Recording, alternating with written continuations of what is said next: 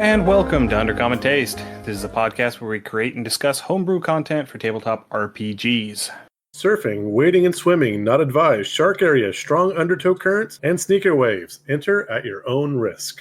I'm Ian Woodworth. I'm joined by my co-host James Daly, and today we are continuing our biome series. Series? Is it a series? A series or arc, either way, but yes, definitely a series. It will be a series once we... Yes. I don't think two a series makes, but we're getting there. Yes. We're getting there.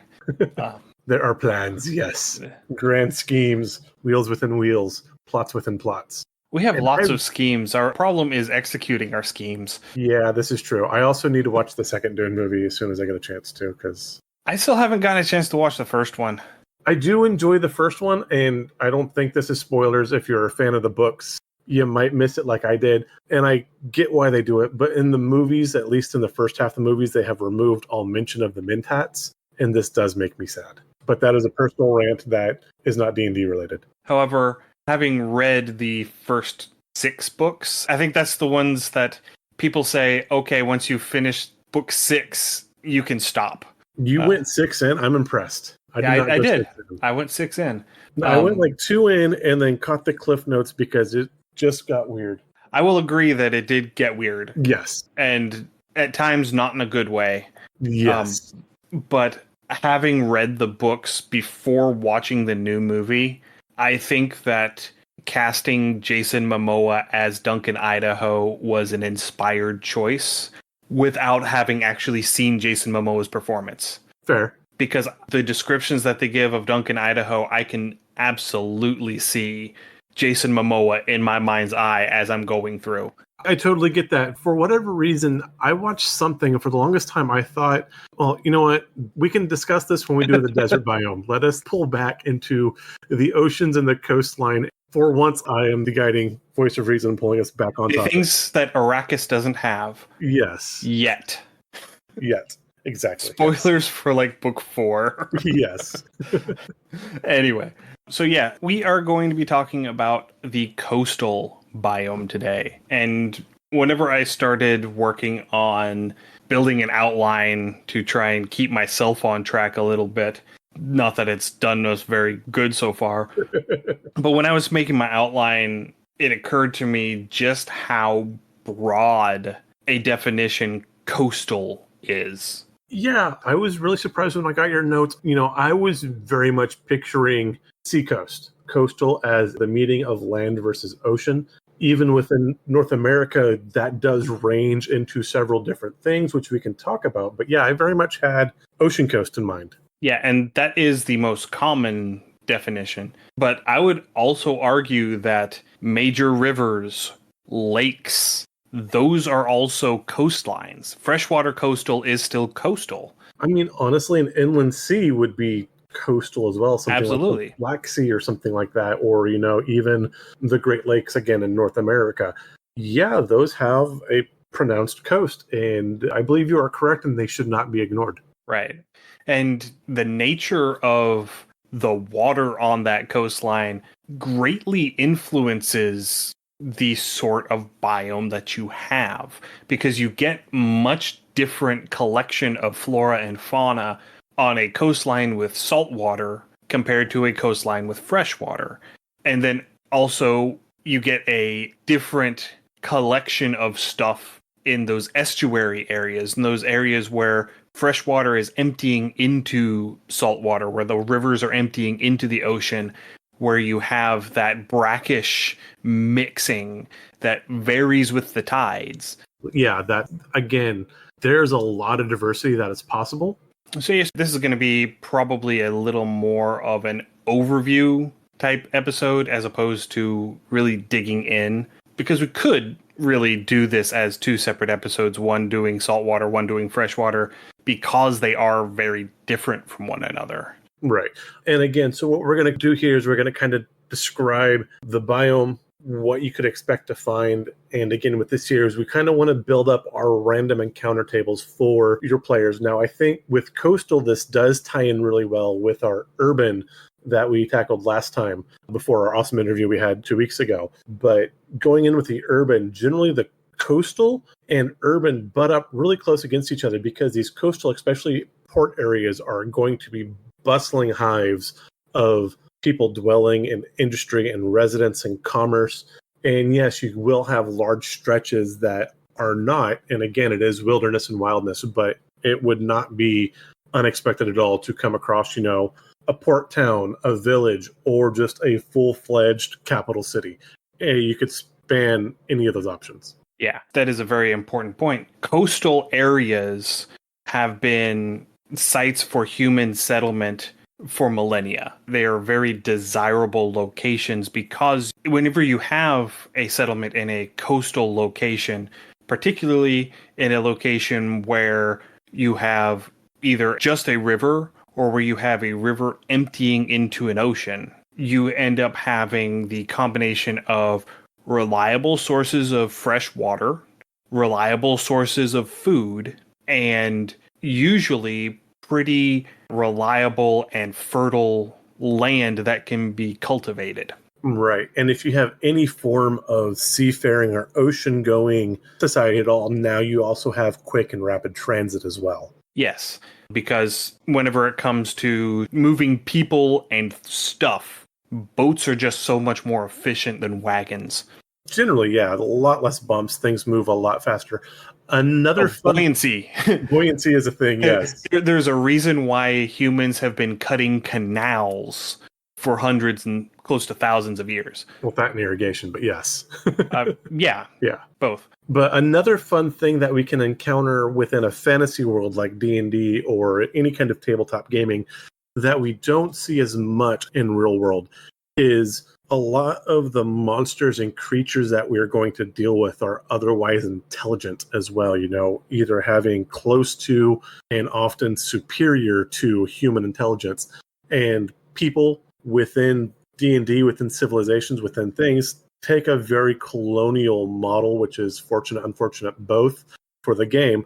But a lot of these things kind of get pushed out. And so, again, if you want to build some sort of territorial conflict within a different race or a collective of intelligent creatures, this was our area.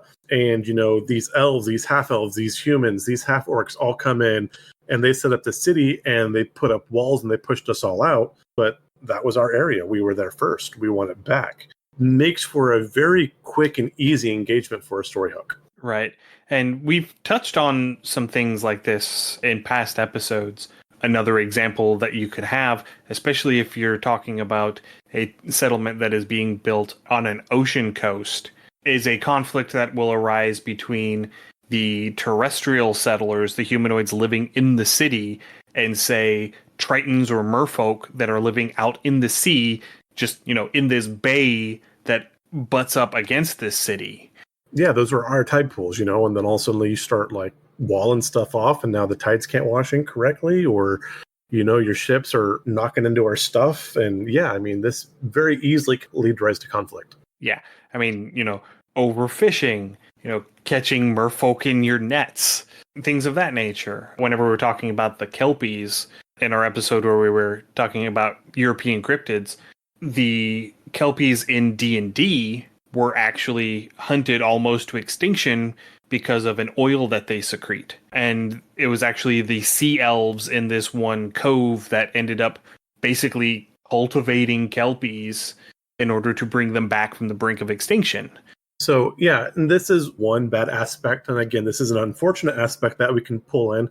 Another kind of better aspect you can see in these coastal towns is the types of races you're going to see. You're going to get, generally, unless you're making an isolationist city or region, you are going to see a lot more diversity because, again, if it is a port, it is going to be a hub of transport. It is going to be a hub of trade, be it economic or political or whatever. So you'll likely see a lot more of like your half elves or your half orcs or, your half whatevers, or maybe something that doesn't necessarily belong on your continent. Maybe you'll have turtles come in, or the Arakoa. This would explain why these far-flung and very strange and alien-looking creatures are in your region or area, because here's a trade point. And if you look at some of the major cities that exist in D&D lore, Waterdeep is a port city. Yeah, absolutely. Chult is a port city. The city is called Chult, right? I know Yes. it's not just the island. No, the island is Chult. The main port is Port Narazaru.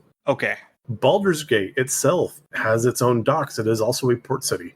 I Yeah. believe it's more of an inline river, if I remember correctly. It might be connected to, I know it's on the Sword Coast, so it might be Right. straight to the sea. But again, it does have a whole port and docks district as well. Right. And most of the major cities that you see in any given D&D adaptation, in most campaigns, they will have a port city. Absolutely. You know, in Critical Role, Iman had its own ports, Whitestone had its own ports. I can't remember the name of the town that they're starting in campaign 3. It's in the middle of the jungle, but it has airship ports, which is an interesting take on it. So it's not ships, it's airships, which changes that dynamic a bit. But it's still there as But it's still there, yeah. multicultural hub, which makes things very exciting. Yeah. And so some other aspects that you will see whenever you're dealing with these major coastal towns, in addition to the diversity of species that you're going to have, diversity of races, it's going to be placed in a strategic location to make it a desirable stop for trade. It's not going to be out of the way. Yeah. It's going to have something that people want. It's going to have a commodity. And it might just be that this is a location that is halfway between point A and point B, that is just a very convenient place to stop and re-provision. You know, a place that is just a town that has fresh water and lots of food.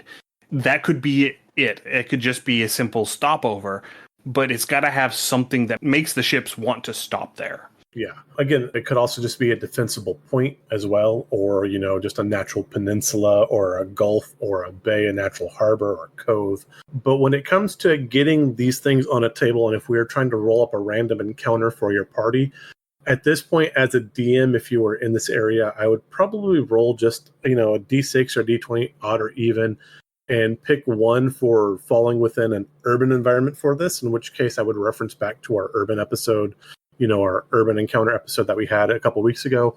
Or if you want to deal with wilderness, which I think we're probably going to focus more on with this one. I agree, because we did cover urban environments fairly recently, like 2 episodes ago.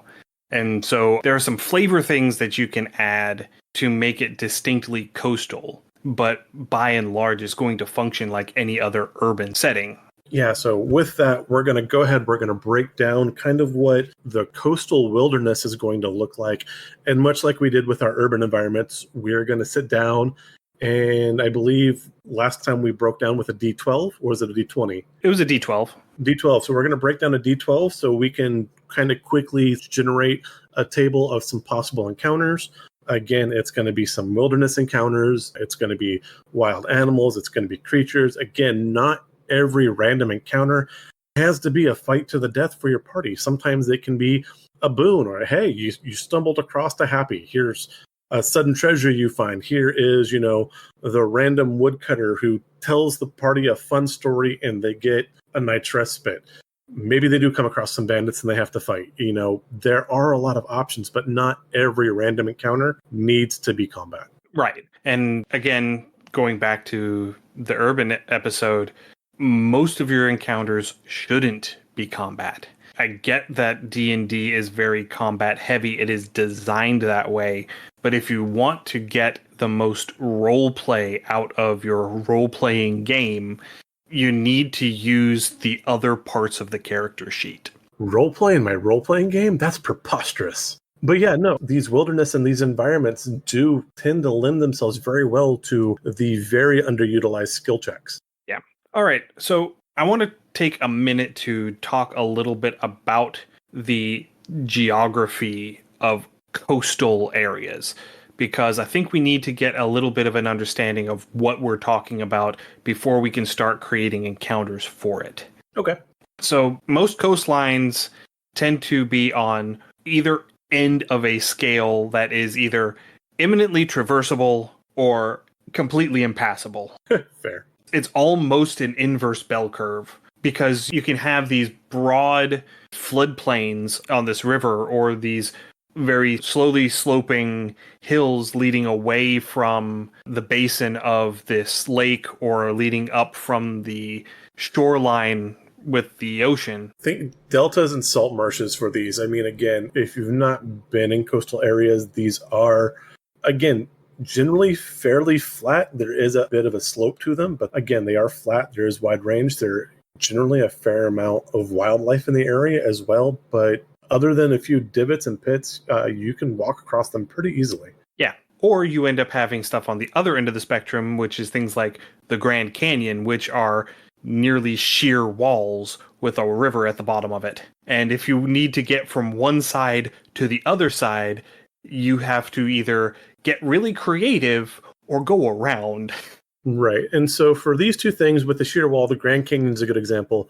Other ones that I've grown up with is when you kind of hit like the Northern California coast, you get a lot of those sheer rock walls where the ocean kind of beats away at cliff sides. And another example, another famous example would be the cliffs of Dover. Absolutely. Those white chalk cliffs. Oh, that's beautiful, yes. They are. But that is another example of a pretty sheer cliff face abutting the water. Right. Beyond that, taking your salt marshes and your deltas, you can get something like fens or bogs or bayous where, again, they would be fairly flat, but now you've got a lot of heavy tree growth.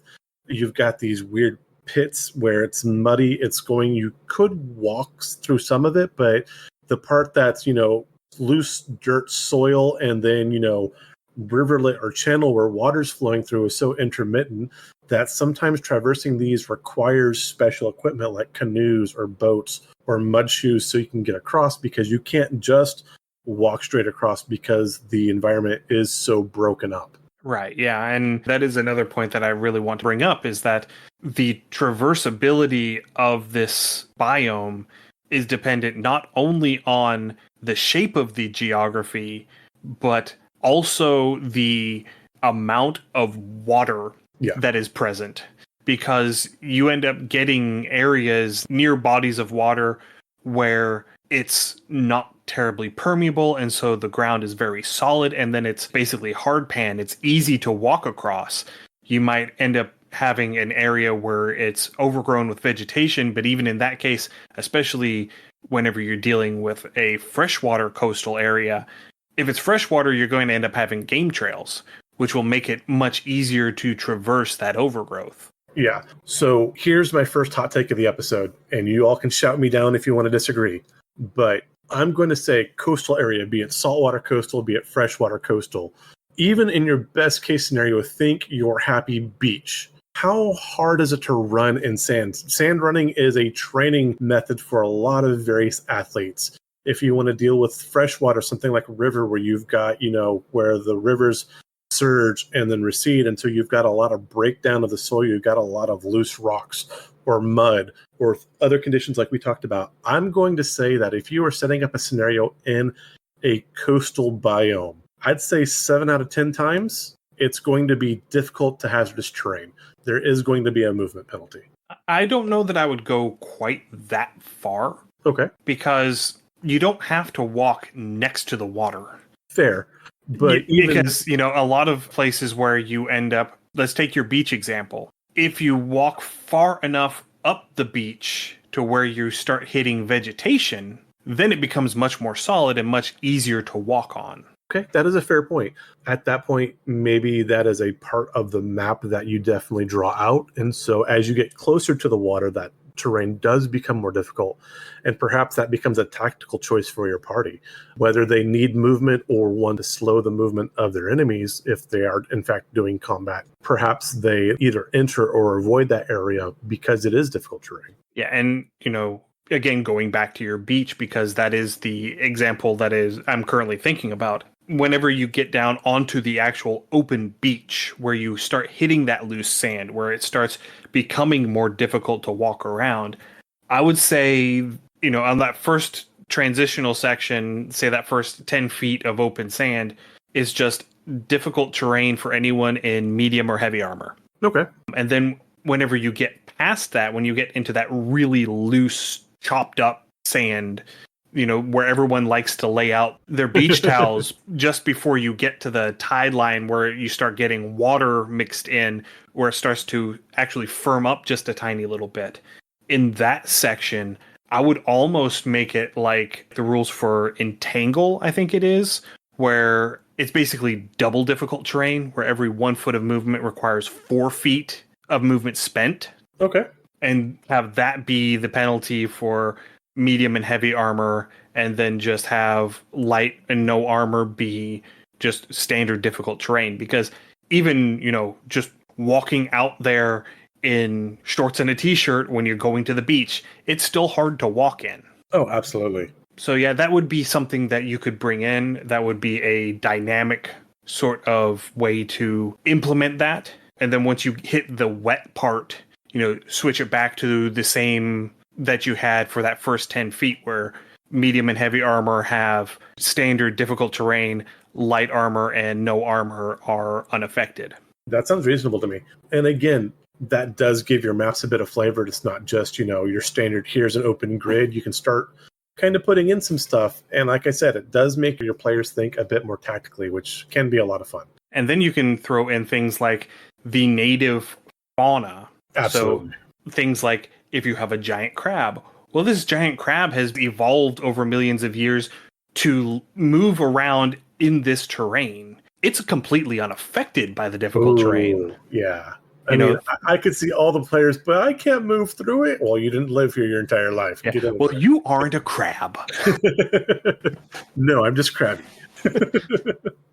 I love it. You need to finalize your evolution and become crab. This isn't my final form. But going back to freshwater, going back to rivers, whenever you have a river that has a fairly wide floodplain, yeah, it might be kind of muddy and mucky and nasty in that first, 10, 15 feet from the water line out. But beyond that, it's normal ground. Yeah. And as long as it hasn't recently flooded, it shouldn't be sodden, typically. I mean, you can have various terrain features. You can have swamps and marshes that are running parallel to a river. That is absolutely something that happens in real life.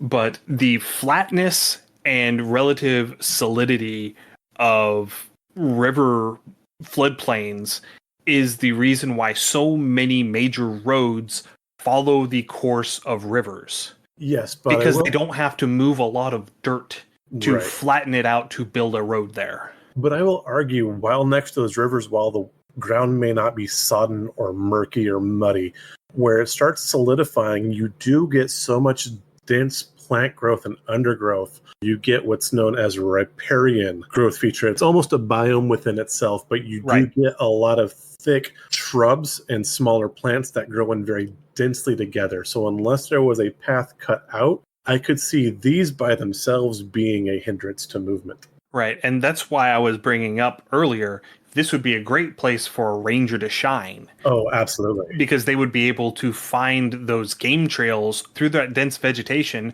to keep it from slowing you down.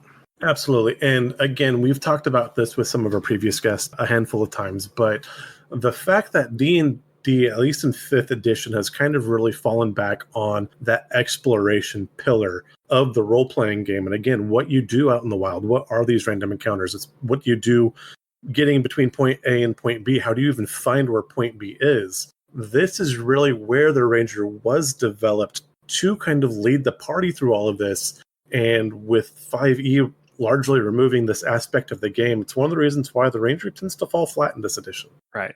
And, I find it very interesting because the rogue has a very similar job to the ranger in an urban setting or in a dungeon setting, but they're still able to shine because of the way the game is structured. Yeah. And again, it's where it falls so heavily on that combat. And there are a handful of things that I wish Wizards would have done different in 5th edition, and hopefully they'll correct with the next edition, particularly the way the Rangers' companions work. Yeah.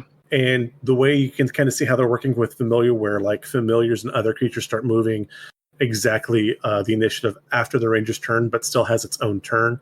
I think they probably will wind up correcting that. Right, because it makes it very difficult to actually utilize your pet. Yeah. But we're getting on a tangent again. So Us on a tangent? let's Never.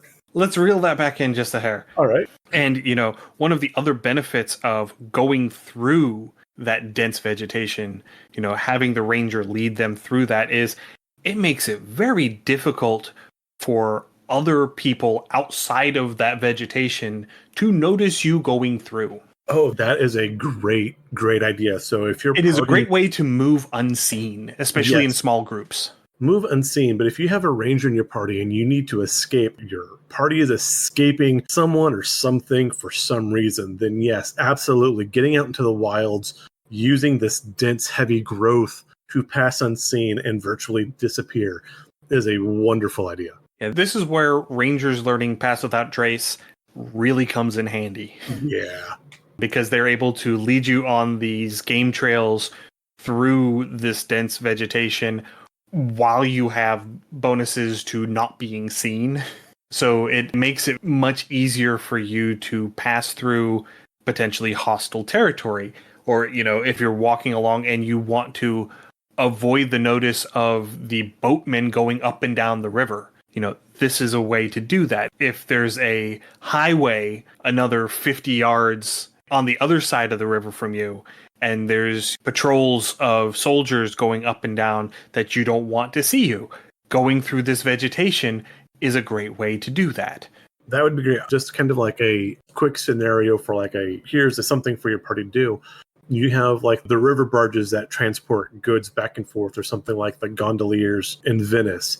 Maybe there is a person or a packet of information or a MacGuffin of whatever it is that your party needs to acquire by some means. And perhaps you've tried diplomacy at one point and diplomacy has failed. Laying an ambush along one of these rivers in this high dense growth to try to ambush one of these passing barges or boats as they come past would actually be a fairly sound and solid idea to do. And it is an idea that has historical precedent. Absolutely. It is a thing that was done a lot, especially, in America with the westward expansion. There were lots of instances where native tribes would ambush settler boats and vice versa. Yeah. It's something that anywhere that you can get an advantage by you having cover and your enemy not having cover, I can guarantee you that there is historical precedent for people using that tactic. Absolutely. Because people like being able to shoot at other people without getting shot back. This is generally an ideal situation, yes. I mean, a truly ideal situation would be no one shooting anybody, but we don't live in an ideal world, so... Fair. But if I have to shoot, I prefer not to be shot at while I'm doing my shooting. That is very true. Putting that out there. And one more tiny point that I want to make before we move on from this is, with this vegetation being dense, it also screens you from above. Yes. So because we are dealing with a fantasy setting where we have creatures that are both intelligent and flying, say you're trying to sneak up on the lair of a black or green dragon, going through the vegetation like this would make it much easier for you to get into their domain without them noticing. I'm just going to walk right down the middle of the road with a giant banner saying, hey, look, I'm a murder hobo. And they're not going to notice. Yeah. Go ahead and roll that perception check, DM. I'm good for it. Yeah. Why is that bird getting bigger? Yeah. And bigger. And bigger.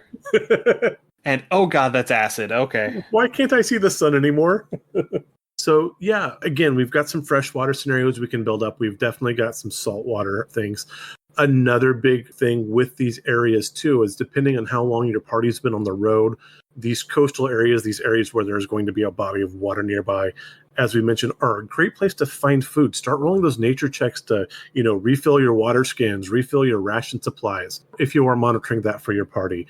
If you have an herbalist, an alchemist, a poisoner, a healer within your party, this is another great time for them to be able to look for the supplies they need and use that healer's kit, use that alchemist kit during their downtime when you're camped at night with these wonderful things that you've found if they've made a successful roll. Right, yeah. This again plays into why you should have a ranger in your party, because in their base package of things that they get at first level, whenever they're traveling through their favorite terrain, they automatically find enough food on their daily travels to feed 5 people. Yeah, that's a nice thing to have. I enjoy food. So there's no survival check required. They just do it. They just find it. Hey, look, food. Yeah. But for a random encounter, I think this actually could be a really fun idea. Is that depending on what's going on, if you have everyone roll a nature check, perhaps you come across some form of rare plant, whether this is a medicinal rare plant or a dangerous rare plant, up to DM's choice or die rolls perhaps. But again, many times, maybe you come across like a white truffle. Maybe you come across some aloe plants that will heal, if your party's been burned. Maybe you come across something terribly nauseous and poisonous for your party wants to avoid, or perhaps something that's a part of a magical or alchemical component that your party could harvest. I mean, hey, you come across these rare blue flowers, they have this scent, you sit there, you roll intelligence or nature check, you find out that this is used in specific potions and that any alchemist in the town would be willing to pay you 50 gold for a pouch of these things. Great. You come across all of these plants that have these fun little juicy looking yellow and white berries on them. And if you roll low, yeah, they look like they're completely edible. If you roll high, you realize that they're strychnine and they'll kill you. Yeah, or they make you see all the colors. And then you die. Yes. Every mushroom's edible, some just only once. Okay, so let's talk a little bit about the ecology now, because we have gotten into that a little bit. Because coastal areas, coastlines are areas where you have everything that life wants. You have a reliable source of food, reliable source of water, and quite often you can fabricate a shelter of some sort from the things that are growing around the water. You end up having a plethora of creatures that are going to want to live here. Especially in a freshwater area, you're going to have large mammals. So you're going to have both your herbivores, like your deer and your elk and your moose, but you're also going to have your omnivores, like your bears, and your carnivores, like your wolves. They're going to all come down. It's like the images of the watering holes in Africa. Everything comes to the watering hole because that's where the water is. So last summer, I was really lucky and I got to work at a fossil dig site. And this was how the whole site became formed, is there was a sinkhole that formed, which became like a 9-acre lake where everything just came to drink water. And so they had just a completely wonderful cross-section of the biome at the time. And then, as time, so there were mastodons, there were tapirs, which are like these weird like elephant pig things. There were birds, there were bear, there were badgers. So at the site I worked with, there was actually red panda.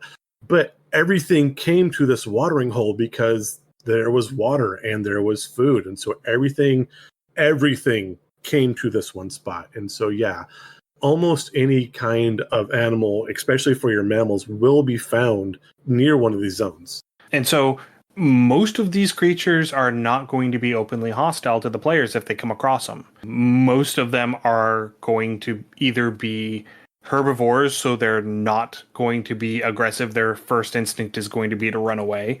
Or they're going to be carnivores who they're able to rationalize, okay, there's one of me and 5 of them. I'm not going to tangle with that, because that power of self-preservation is very strong, even in simple-minded animals. Right. But on occasion, you might come across the very territorial critter who says, this is my lake, go away. Yeah, you might come across that 1,300-pound grizzly bear who is just really peeved by the fact that you interrupted his salmon break. Honestly, it gets underrated a lot, but wild boar can be notoriously foul-tempered, and they will wreck your day if you mess with them. And I don't think people realize how big of packs that they run in.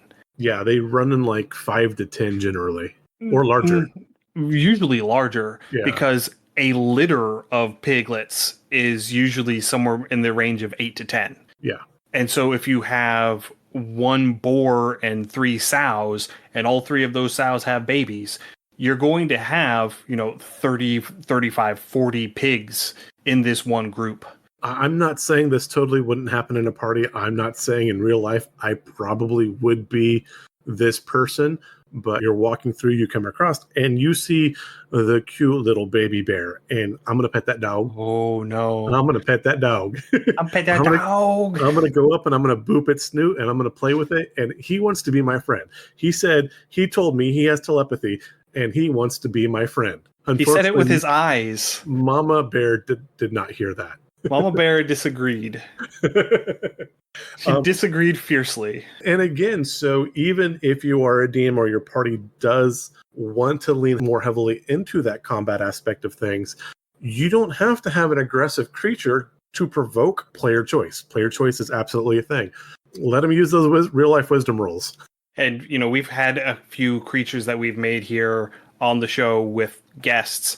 I mean, I think the river crust that we made with Declan from D8 Dungeon, and also the croconymph that we made with Christian from My Sound Delve. Both of those are aquatic creatures that would really thrive in this sort of environment. Oh, absolutely. The river crust more so in a lake or a saltwater setting, I think, more than a river. They just strike me as being a creature that wants access to deeper water than you get with most rivers. Fair. But the croconymph, absolutely. They would be in that first, 10 to 20 feet of water. And, whenever a river is only 35 feet wide, that's the whole river. That's my river. Yeah. And so those are some things that you can really pull in. The croconymph especially, that would be a great hazard to your party. But expanding out a little bit whenever we start getting into some of the swampier, marshier areas, when we start getting into some estuary areas where we have that mixture of fresh and salt water, so your bayous and such, that's when your creature demographics start to really shift away from mammals and more into insects, amphibians, and reptiles. Creatures that are going to be spending more time in the water or, need less time out of the water, I guess, is where I'm getting at. And while these creatures, again, can be timid, these typically are going to be portrayed as more ambush predators. Mm-hmm. So it's that one, if you see them, your party's probably safer. But if they all fail those perception checks, it's time to grab some dice. Like that one time that my monk missed the perception check on the crocodile, and the crocodile nearly one-shot him. Yeah. And then my kobold monk did one-shot the alligator in return. Yes, but your kobold monk was also carrying like a 3-day-old hunch of meat, and so it was half a dead rat. He was ringing a dinner bell. He had it coming. Let's be honest. I'm not saying that you were not justified in targeting my character. I'm just stating an example. Yes. Anyway, this is also going to be a location where you can start pulling in your more amphibious and reptilian humanoid races. This is where your bullywugs and your lizard folk are going to be. Oh, absolutely, yes. Because they don't typically meld well with the other humanoid races in most settings. Not saying that you can't completely integrate them, but this is where they want to be. This is where they belong. This is their natural habitat. This is, Another would be your Yuan-Ti as well would thrive in these kind of regions. Yeah, especially, given the frequent association with poison and sickness and such that you get with the swamp, because you have all of these creatures and things that are, passing diseases, or there's stuff that grows in this lukewarm water that just incubates all the time, and so it's very easy to pick up illnesses and infections and such in these locations. So having the Yuan-Ti with their natural poison affinity in this location makes sense.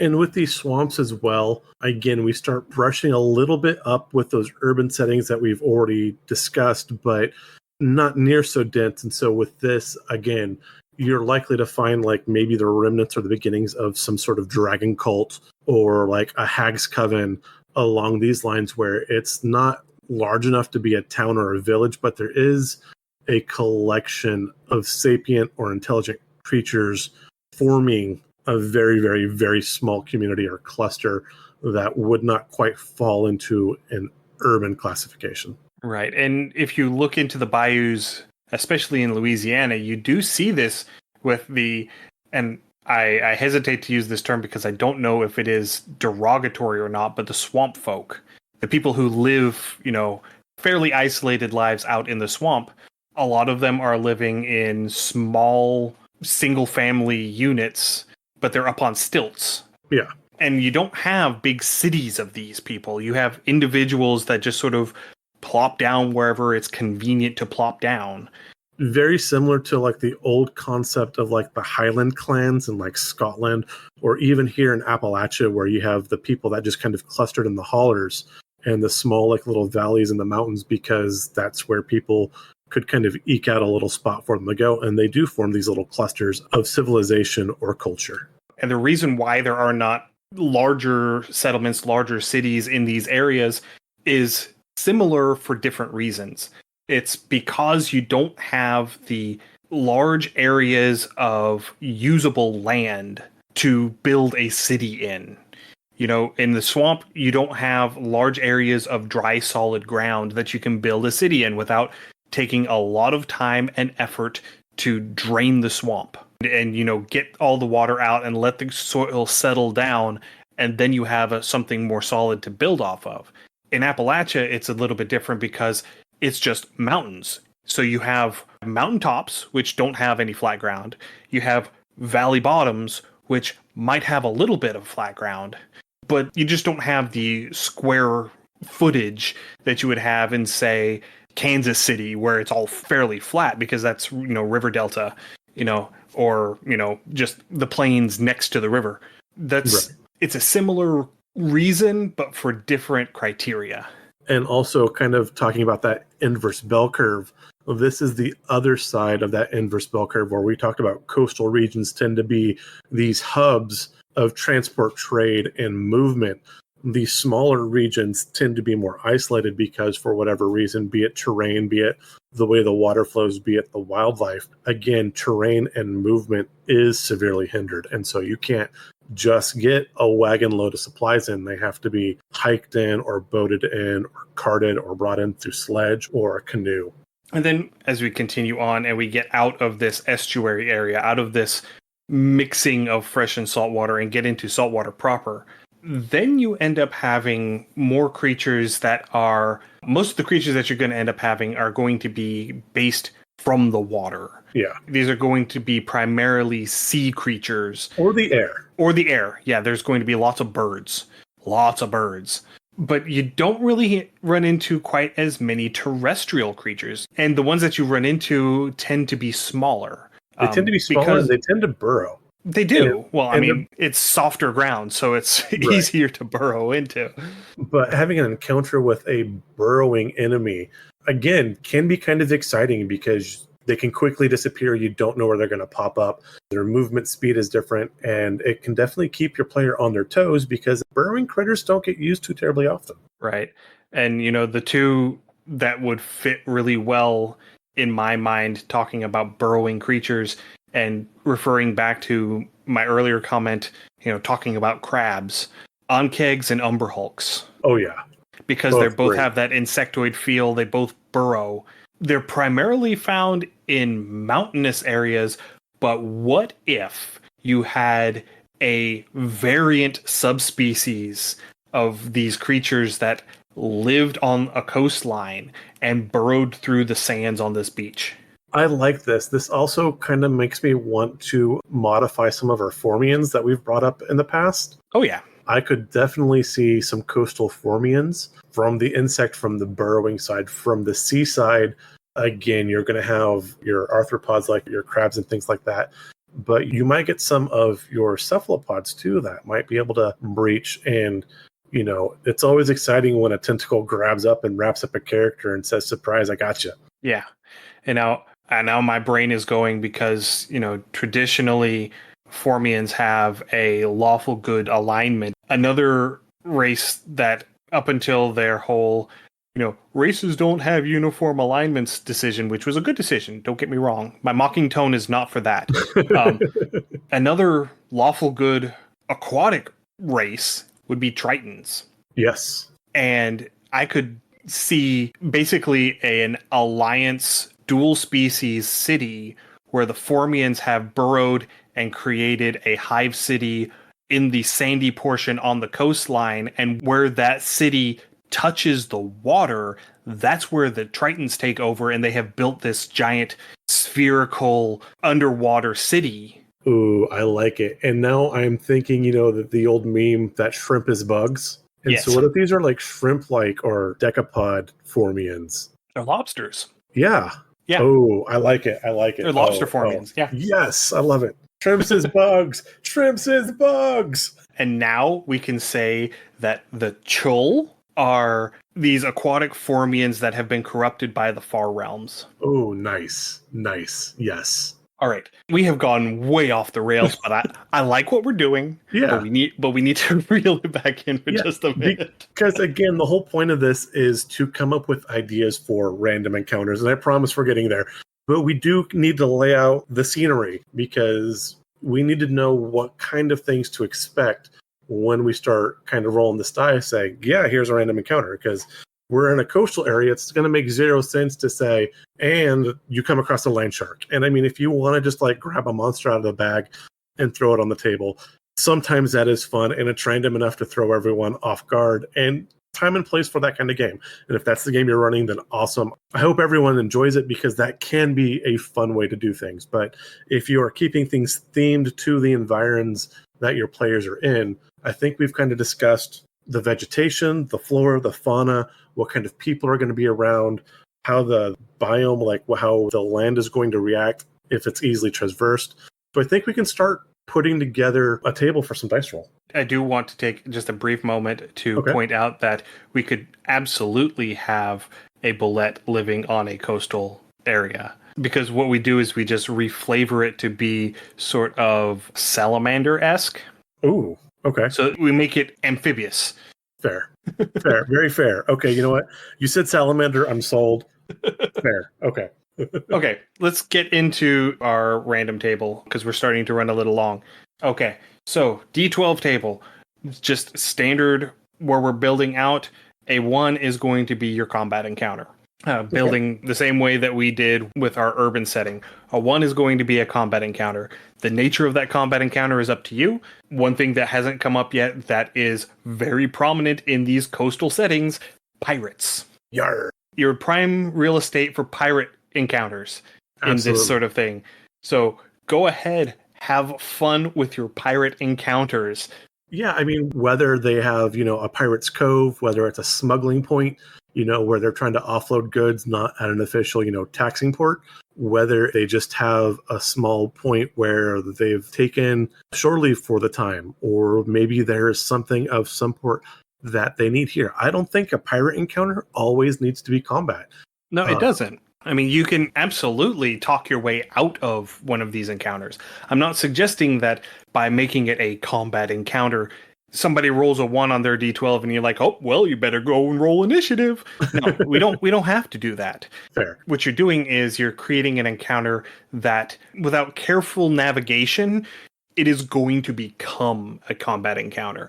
This is something that, if you don't play your cards exactly right, somebody is going to get attacked. Yes, and that is what I love about the random encounters that we are building, is a lot of them do depend on how your players interact. This said, I would almost make the quote-quote pirate encounter its own category because it can branch off in so many different directions. Right, and this was also where last time I mentioned getting that random adjective generator. Yeah, absolutely. Because, you roll a 1, you decide, okay, we're going to have a pirate encounter. Generate some random adjectives, and the adjectives that come up might have nothing to do with actually fighting anybody. And then you get to use your creativity and figure out, okay, how am I going to have this be, clever and jovial?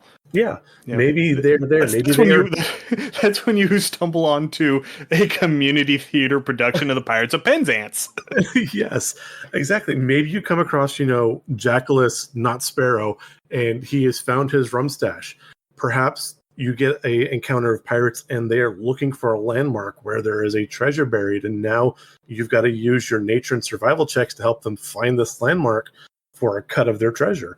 Perhaps they are trying to get directions to, again, a port city. Perhaps maybe their navigator has fallen ill or has died at sea, and they're looking for someone to tell them how to get to the next port. You can do a lot of different things. And like I said, pirates can go so many different directions. Like I said, I almost want to make the pirate encounter its own random encounter. Yeah, you probably could do that. Just if you get a combat encounter, you roll a d6 to determine what kind of random encounter.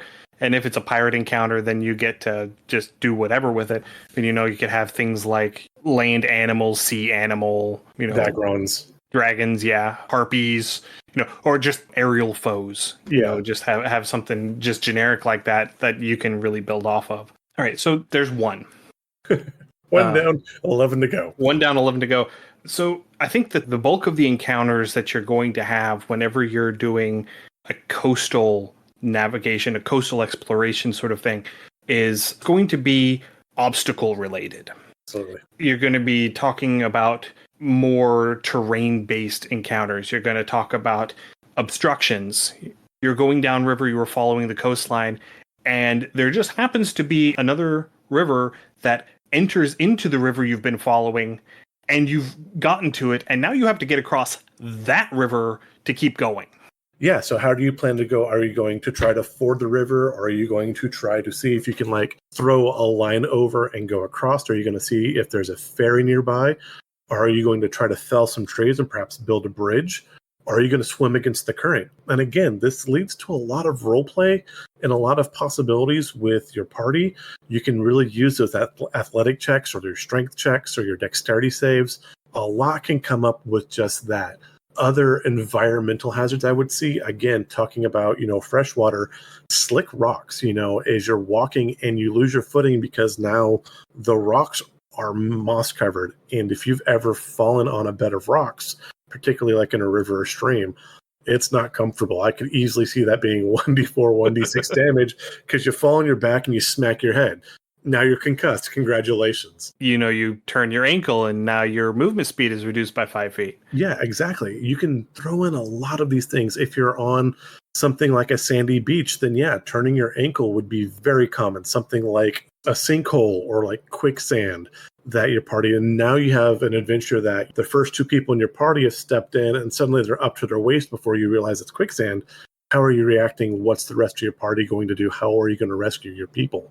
Yeah, every one of us that grew up in the 80s and 90s needs to put quicksand in our games because quicksand was far more dangerous than we were led to believe. Absolutely. Far less dangerous than we were led to believe. Far less common, too. Yes. If you're walking along a cliffside and the cliff sides corrode and break down, again, your reaction check, your dexterity, your acrobatics, can you jump back to solid land? Can you tuck and roll? Are you able to grab the edge of a cliffside, or do you fall 50 feet down and into the water below? Or, you're following along the underside of this cliffside and there's been this 5-foot wide rocky strip of ground as you've been walking along, and you've walked 3 miles, and now all of a sudden that strip of land has disappeared for the next foreseeable future. Yeah. And now it's just the water lapping directly against the cliff face. How are you going to continue? Are you going to turn around and walk 3 miles back so that you can find another way up onto the cliffs and go that way? Are you going to try and forge ahead and hope that you can make it until you get another strip of coastline again? How are you going to solve this problem? This is one of those really good time to use those underutilized things in your explorers packs, like, that 50 feet of rope or those pitons that you can use to insert into a rock face to kind of scale across. Great uses of these things. Another thing is if you're on the coast and you are hugging the cliff wall to keep, your back to a wall where you're safe, perhaps there's just a rock slide. Or again, if you're back in freshwater area, perhaps having, again, a perception check to see if you hear the sound of a tree creaking before it falls on your party. Right. So I would say probably, because I want this to be the bulk of stuff, maybe these obstacle encounters would account for half, potentially, of the encounters that you would come across whenever you're going on coastal. So that would be from 2 to 7. 2 to 7? Okay, yeah.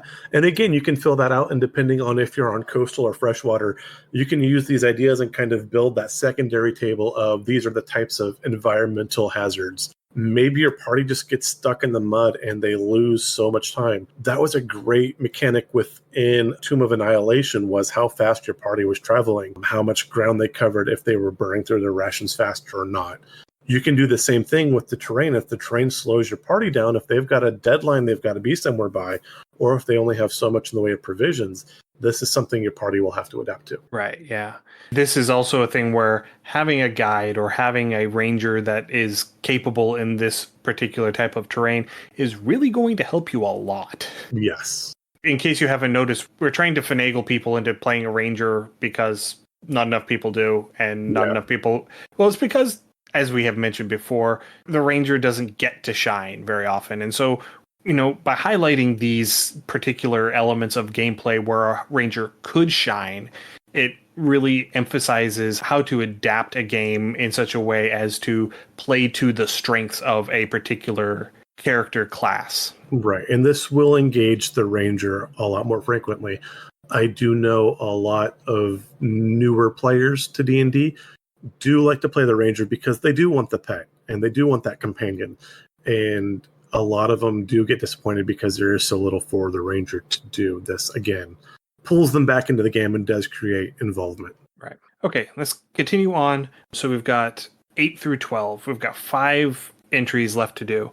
So I think finding some ruins could be a solid encounter, be it finding an old hut, maybe ancient ruins of some sort that your party can explore, even a small map in itself, which could be, either, hey, here's a single one-room shack, or perhaps it is a small, 5 or 6 room, quote, quote, dungeon for your players to explore that might or might not have combat within it. But think of like the caves in Skyrim, something like that, where your players, here's an encounter, there's something inside, there's probably treasure, or at least something semi-valuable inside. Let's go exploring. So let's put that down as 8 and 9. Okay. 8 would be something that is a permanent feature. So things like, the ruins of a building or a cave that you can explore or something of that nature, something that is a geographical landmark that can be referenced and returned to later.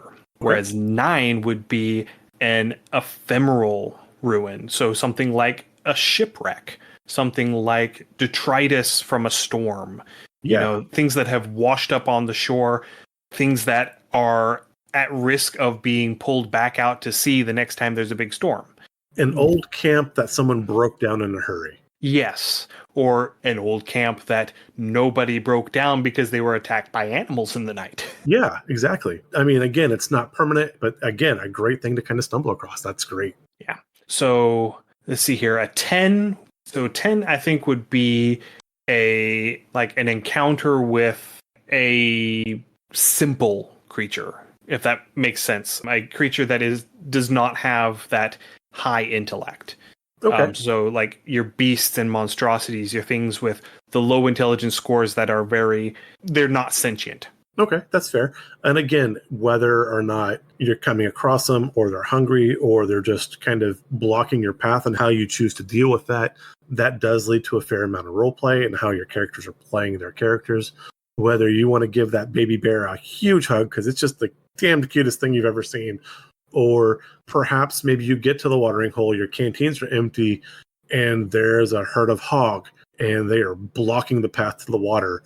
What are you going to do? Yeah, or, you haven't had a good solid meal for the last 4 days. You've been living off of good berries for the last 4 days, and you really just want something that is not a berry. And you come across and you find like a herd of 4 or 5 deer. Oh, yeah. And, if somebody is able to drop one of these deer, that's good eating.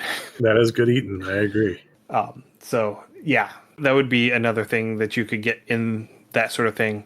But you're also talking about sea creatures that are going to have that low intelligence score. So maybe giant crabs, maybe some of the aquatic undead that we have brought up in the past. So something like a sea spawn or the drowned.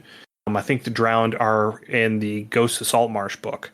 Basically, they're drowned sailors that are condemned to undeath because they have some goal that was left unfulfilled. It's usually treasure based because they're generally considered evil creatures. But yeah, that would be a thing where, you're walking along and all of a sudden these undead humanoids start walking out of the water. Okay. Again, it could be some sort of predatory or scavenging bird as well. And again, depending on the condition of your party, they could be an annoyance to a problem to, hey, look, there's a pretty bird in the sky. All fair. Yeah, it could be something as simple and as cute as, a family of otters sitting in the river cracking open oysters. Or it can be something as potentially terrifying as, say, a whale that has washed up on the beach and there are a pack of wyverns or a rock feeding on it. Yes. And actually, an adventure like that pops up in Candlekeep Mysteries, which is a very fun book as well. Yeah, the one that we ended up avoiding by just going in the water and going around it. Yes. That was a very anticlimactic scenario, but still very well handled by the party. I think 10 at this point should be a... That was 10. Was that 10? Okay, Yeah. Yes. 11 at this point should be a nature check of some sort. Like I mentioned before, maybe you come across a rare plant or animal or something along those lines that, could be a benefit to your party or could be a detriment to them depending on, their intelligence or their nature or survival skills. It could be both. Maybe it is a valuable plant if harvested correctly, and if harvested incorrectly is a great danger. And I'm kind of thinking like serving the pufferfish in the Simpsons episode where only like a certain part of it was edible, but it was like a grand delicacy if you could do it correctly, and it was deadly poisonous if you don't. Again, brought up a plant that could be alchemical, or giving your members of party a chance to use like their herbalism kits or their alchemy kits. With this, perhaps you do come across some carnivorous plants as well, something like assassin vines or shambling mounds. Shambling mounds, yeah. And going back into our poisons episode, all medicinal plants are also poisons. It's just a matter of what dosage you use. Yes. So the inverse is not always true. Yeah. Not all poisonous plants are also medicinal, but all medicinal plants can be poisonous if you medicine them wrong enough. Right. So a great example of this is the foxglove plant. It's a very pretty flower. It's generally white or purple. They do use elements for the foxglove plants for heart medicine. Yes. That said, if you take too much of it, it will also cause a heart attack. Yes. Because I think, does it relax cardiac muscles? Is that generally what it does? What it does to the cardiac muscles, I think it stimulates them to a point. Oh, does it stimulate? Okay. It might. I'm not 100% certain. It's been forever since I did my toxicology report on foxglove. But yeah, again, as Ian quoted Paracelsus, the poison is in the dosage. So yes, that would be 11. That brings us to 12. 12 is our beneficial encounter. So this could be you're going upriver and this merchant barge coming downriver sees you and flags you down and warns you of some hazard further up the river that you need to prepare for or find a way to get around it. It could be somebody else going upriver and seeing you and offering to take you on to get you upriver faster. Hey, you need a ride? Yeah, I'll take a ride. It could be finding a treasure, again, be it on the beach or in the things, just kind of coming across, hey, here's a lockbox that someone stashed away, thinking nobody would find it. Maybe you come across a healer. Maybe your party has had a couple really rough days in the wild. You've picked up some diseases or you've been banged up and you haven't had a chance to really use that long rest in those heals. And maybe you come across someone who is adept and able at healing and get your party back up to max HP again. Yeah. Or, going along more of a saltwater coastal thing, you're walking along the coastline and you see where 3 or 4 boats have beached themselves and you have a small settlement in the process of being constructed. And so you're coming up on these new settlers in this region and you're able to interact with them and have potentially some very beneficial interactions with them. And this could be a great way to have the players start building a rapport with these individuals and giving them a base of operations. I like it. Giving them a place that they can call home, a place that they can influence the development of. I like it. Maybe again, we come across another pirate encounter or smuggler encounter, and you know what? They just don't want to pay those taxes. Or perhaps maybe the political situation has shifted suddenly and they are less than welcome at a port they were planning. And so now they've got a shipload of goods that they would rather offload at a reasonable to steep discount rather than making a return trip back home full of goods and empty pockets. Yeah, at this point, they're looking to break even. Yeah. And so they're willing to sell this stuff to you at cost. Yeah. Because they need that capital to be able to go back and buy another load of stuff. Yeah, you can do so much. We need a pirate episode. We probably do. And whenever we get to like a seafaring, island hopping sort of biome setting episode, we are definitely going to be going heavy into that sort of maritime adventure with piracy and stuff. Yay, Merchant Marines. Yeah. We may have to try and see if Matt or Eric from the Goblins Corner want to come on because they're always talking about pirate campaigns. Oh, that'd be so much fun. I love them. And seeing as they have run far more pirate campaigns than I have, that would be a great perspective to bring in. So, Eric, if you're listening to this, reach out to me. Find a spot in your calendar. And if I don't hear from you in 2 weeks, I know that you haven't listened to it. And then I'm going to reach out to you and I'm going to mock you for it. No, Ian's I'm not. Better, not at all. I'm not. Eric's good people. He is very good people. Right. But, I mean, I think that's our table. Yeah, that's our table. We've got it put together, more or less. You know, again, fiddle with it as you see fit. If you're going through an area that you're not planning on having a whole lot of people interacting with the party in this encounter, shrink it down to a D10 and take some of those interpersonal encounters out. If you're going through, say, this is a river that runs through a very arid sort of desert setting, and so you're not going to have as many animals involved in this particular encounter, shrink it down to a D10, take some of those animal encounters out. It's, you know, tinker with it and make it what you need it to be. Yeah, you can do a lot with this, but I do think it makes that time in between cities when your party's just kind of traveling a lot more interactive, a lot more exciting. Take books like The Hobbit. All of the adventure happened between the cities for the most part. I mean, yeah, there were the things, but all of like the memorable moments were like in the Mirkwood and in the river, and I forget the name of the river, but it was those in-between areas.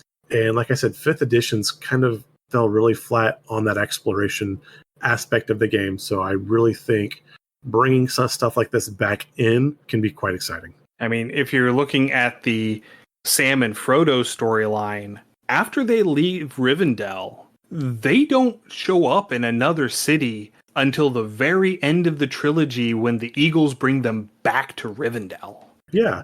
I mean, there's that short period of time whenever they show up in Osgiliath, but that's more of a ruin than a city, so let's just not even bother. Fair. But a lot of games, unfortunately, like, yeah, you leave the city, you wander through the woods, the DM might roll a couple dice if you're camping for the night, and you're there. And it's like, so much could have happened. So much. And that's what we're trying to help inspire in our listeners right now, is figuring out how to make exploration more fun, make it more interactive, make it something that doesn't feel like drudgery. Yes. For the players and the DM. Yes, both. Absolutely. But I think we have drowned this paladin enough. Yes. I think we've run a little bit longer than I was intending, but that's neither here nor there. It is what it is. We have made an episode. We're going to go back to waterboarding the paladin. That's all I heard. Yeah. The 3rd paladin burned down, fell over, and then sank into the swamp, but the 4th one stood up. But anyway, thank you everyone for listening to our tangent-riddled episode tonight. If you have any comments, suggestions, or ideas, please send us an email, undercommontaste@gmail.com, or send us a direct message through our Discord channel. You can find a link to the Discord in our show notes. We would love to have you come over and chat with us. We are also on Facebook, Instagram, TikTok, for as long as that exists, YouTube and Twitch, along with BlueSky and Mastodon. You can find us at Undercommon Taste on all of those platforms.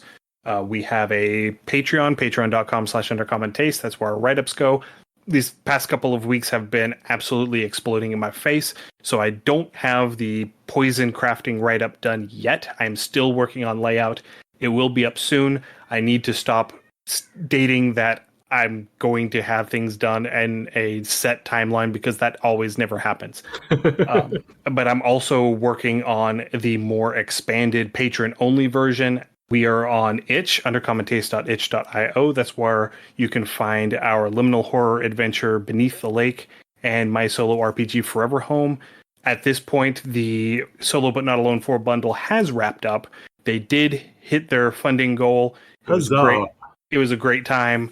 Thank you for everyone who bought that and who downloaded my game. I hope that lots of people played it. Even if they didn't leave reviews, I hope that lots of people played it. And hopefully they enjoyed it. If you did enjoy it, please go and leave a review and let us know. If this is your first time listening to us, welcome. We're so glad you found us. You can find our other episodes wherever you listen to podcasts. We're on Apple, iHeartRadio, Spotify, iTunes, Google. Again, just wherever podcatcher you use, you can find our other episodes. Just look us up at Undercommon Taste. As always, please give us a rating and review. It helps increase our visibility and lets us know what kind of content you want to hear more of. Stay safe, everyone. We'll be back in 2 weeks with another biome episode, probably. My daughter has actually requested us do a series on dragons. So since she is now old enough to actually listen to the podcast, we're going to, at some point, not in the immediate future, but some point soon, start doing episodes covering the different types of dragons and how you can modify the Monster Manual dragons into different settings and different scenarios. Very excited. But anyway, stay safe, everyone, and we will see you all again in 2 weeks. Happy gaming. Thanks for joining us for another episode of Undercommon Taste. Our theme song is Massacre Anne, written and performed by Mary Kroll and used with permission. You can find Mary online at marykroll.bandcamp.com or on Patreon at patreon.com/Dr. Mary C. Kroll. Our logo is by David Sutherland. You can find more of David's work on deviantart.com/David Sutherland or on instagram.com/Willex_73. We'll be back in 2 weeks, so stay safe, and we'll see you then.